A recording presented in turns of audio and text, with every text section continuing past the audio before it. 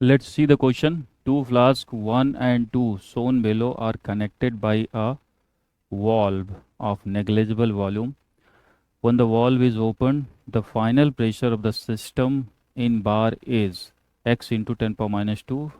x की value बतानी, the value of x integer में. आइडियल गैस अज्यूम करना है. 1 बार की वैल्यू पास्कल में दिया 10 पावर 5.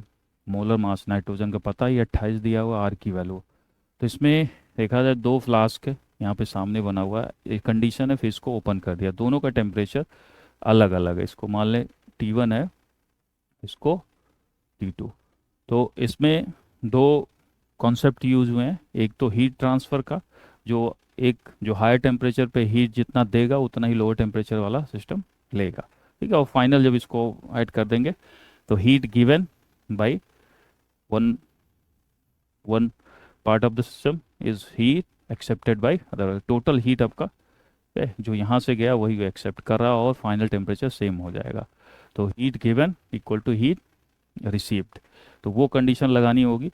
तो मान लीजिए अगर ये डेल्टा क्यू हीट यहाँ पे दिया और ये डेल्टा Q2, तो इसमें ये कंडीशन कॉन्सेप्ट लगेगा, delta Q1 equal to delta Q2. ठीक है. मोलर हीट के टर्म में लगाएं. मोलर हीट का भी इसकी फॉर्मूला हम जानते हैं. क्या होगा इसमें, अगर नंबर ऑफ मोल्स N1 दिया है, ठीक है, और इसमें नंबर ऑफ मोल्स N2, तो N1 और हीट कैपेसिटी दोनों में बराबर. N2 कैसी है, तो दोनों में हीट कैपेसिटी बराबर. Temperature T1 equal to N2 C delta T2. C C cancel out हो जाएगा, तो यहाँ पे हमारा सी कैंसिल आउट होगा. तो यहाँ पे N1 delta T1 equal to N2 delta T2. ठीक है. इसके बाद यहाँ से हमारा पर्पज़ ये है कि फाइनल टेम्परेचर निकालना है. ठीक है. T1 T2 इन दोनों के दिए हुए हैं. टी फाइनल हम मान लें, क्योंकि जब कनेक्ट हो जाएगा फाइनल टेम्परेचर एक हो जाए. फाइनल टेम्परेचर जब पता चल जाएगा और जब इस स्टॉपर को हटा देंगे तो प्रेशर भी सेम हो जाएगा. तो और इसका वॉल्यूम टोटल 3 लीटर हो जाएगा. तो फाइनल टोटल वॉल्यूम भी पता है, टोटल मोल भी पता है, कि टोटल नाइट्रोजन भी पता है. तो सारी वैल्यू पता है. तो P V equal to NRT लगा के यहाँ पर हम जो फाइनल प्रेशर पूछा गया उसको हम कैलकुलेट कर सकते हैं. तो आइडियल गैस इक्वेशन लगाएंगे. P V equal to NRT. P final V final equal to n final और टी फाइनल. तो यहाँ पे P final n final R T final by V final यहाँ लगाना है. ठीक है. अब यहाँ पे वैल्यू जो हमें निकालनी है, पहले टी फाइनल. तो इस एक्सप्रेशन को यूज़ करते हैं. N1 delta T1 equal to N2 delta T2. तो यहाँ पर पहले में जो है नंबर ऑफ मोल्स में कितना होगा N1 में, number of moles sample mass 2.8 divide by 28. ठीक है. और N2 कितना होगा यहाँ पर 0.2 डिवाइड बाई 28. ठीक है. टी फाइनल, इसमें जो डेल्टा T1 आएगा वो कितना आएगा, इसका हायर टेम्परेचर था लोअर टेम्परेचर हो जाएगा, मतलब 300 माइनस टी फाइनल. ठीक है.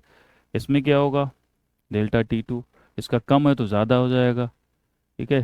तो टी फाइनल 300 था, से कम हो गया. ठीक है. तो टी फाइनल माइनस 60. ठीक है. अब इस एक्सप्रेशन को हम यूज़ कर लेते हैं. N1 delta T1 equal to N2 delta T2. तो N1 की वैल्यू यहाँ पे यूज़ करेंगे. N1 delta T1 equal to N2 delta T2. N1 कितना था, N1 की वैल्यू है 2.8 डिवाइड बाई 28.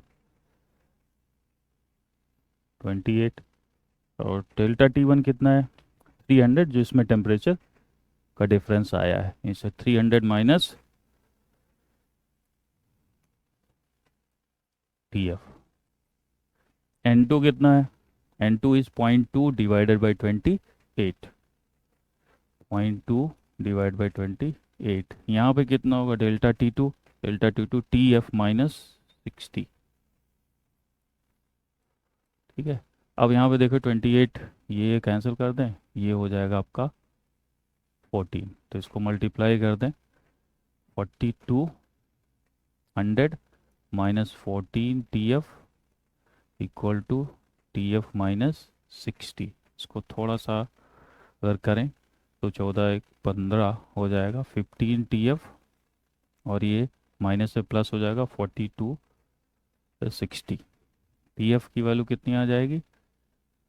4260 डिवाइड बाई 15, इसको डिवाइड करते हैं, 30 हो जाएगा, तो 30 हो गया, 12 बचा, ठीक है, 15 अट्ठे 120, ठीक है, और 60। तो ये आएगा आपका केल्विन में। हमारे पास अब TF आ गया भाई, ठीक है, TF आ गया, TF आ गया। तो N फाइनल में पता ही है, फाइनल V फाइनल कितना होगा? V फाइनल दोनों ही ऐड हो जाएंगे, क्योंकि जब हटा दिया तो टोटल वॉल्यूम। तो V फाइनल इक्वल टू 1, ये 1 लीटर है, और 2 लीटर कितना हो जाएगा? 3 लीटर, ठीक है। और N फाइनल कितना होगा? टोटल मास कितना हो जाएगा? 2.8 एंड 0.2 ग्राम नाइट्रोजन का। तो N फाइनल जो होगा हमारा, total mass 2.8 plus 0.2 divide by 28, that comes out to be 3 divide by 28।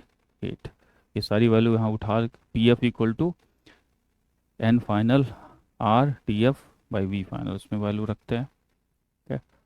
तो PF equal to N final RT final by V final. N final कितना था भाई? 3/28। R की वैल्यू देखते हैं, कुछ दिया हो, दिया नहीं होगा तो अपने से, हाँ 8.3 जूल पर केल्विन लिया गया है। और वॉल्यूम आपका लीटर में है, ठीक है, और मोलर मास, तो इसमें हमें बिठाना होगा। R की वैल्यू हम 8, टेम्परेचर तो ठीक है, वॉल्यूम लीटर में नहीं ले सकते, इसको मीटर क्यूब में कन्वर्ट कर देते हैं, क्योंकि आंसर आपका पास्कल में आएगा, उसको हम कन्वर्ट कर सकते हैं, ठीक है। तो वॉल्यूम मीटर क्यूब में लेना होगा, क्योंकि R की वैल्यू 8.31 दी हुई है, ठीक है। 8.314 लेंगे तो थोड़ा दिक्कत हो सकती है, वो इंटीजर टाइप है। तो V फाइनल को हम मीटर क्यूब में कन्वर्ट, तो 1 लीटर जो यहाँ पे दिया हुआ 3 लीटर, 3 × 10⁻³ मीटर क्यूब ले लें, 3 × 10⁻³ मीटर क्यूब। R की वैल्यू यहाँ पे जो दिया है 8.31, T फाइनल आपका जो दिया है 2, निकाला गया है यहाँ पे, कैलकुलेट किया हमने, T फाइनल 284, ठीक है। अब ये जो वैल्यू आएगी सारी पास्कल में आएगी, ठीक है। तो these values will be in pascal. Answer हमें देना है the final pressure of the system in bar में देना होगा, तो 10⁻⁻5 से हमें मल्टीप्लाई करना होगा यहाँ पे, ठीक है। तो इसको अगर हम सिंप्लीफाई करें, कितना आएगा?